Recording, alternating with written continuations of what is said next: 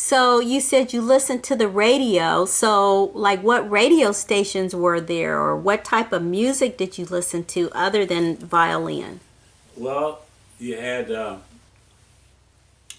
night Randy's?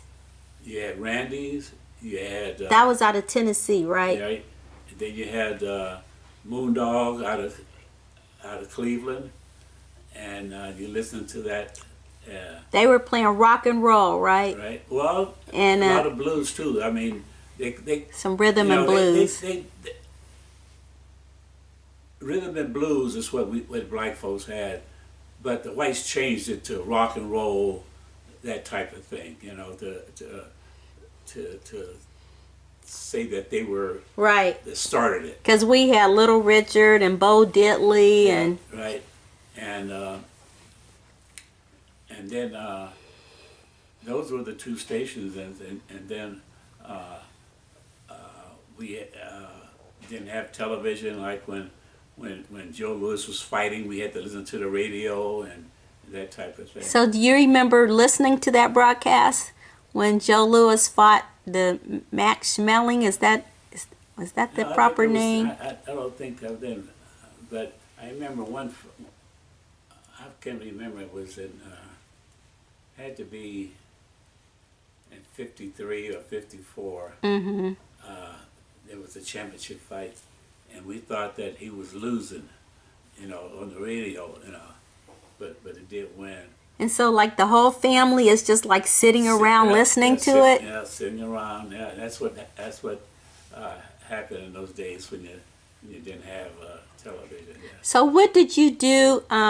Let's say during your teenage years to have fun. Like, did you all go to the playground? Did you play?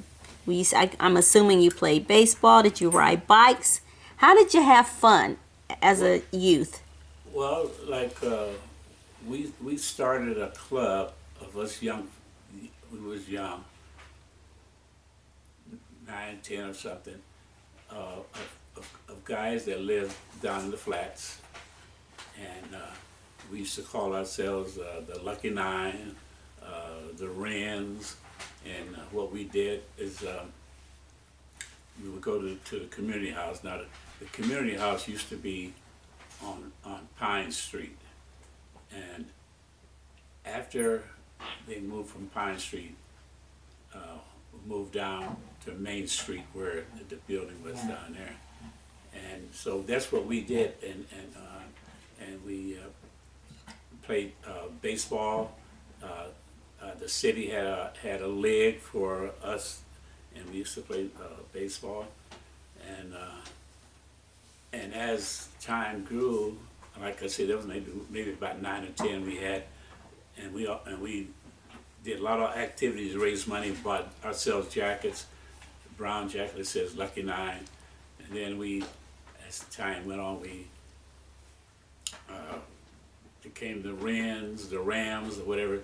And then when we came about 17, we formed the Browns Club, and what we used to do is we got it from the community house when Joe Reed was our sponsor. Mm-hmm. So what we did, we started having dances and stuff to raise money. We used to have a contest for the Brown Sweetheart. Whoever raised most money for this was we crowned them as a Brown Sweetheart and had a banquet and stuff for them like that. So we got enough to rent a building, and so we rented this building. We were still just out of high school. That's impressive. Yeah, we rented the building. It was. Who were some of the members in the Lucky Nine, if you could recall? We were the Browns now. Oh, the Browns. We were the Browns Club now. Okay.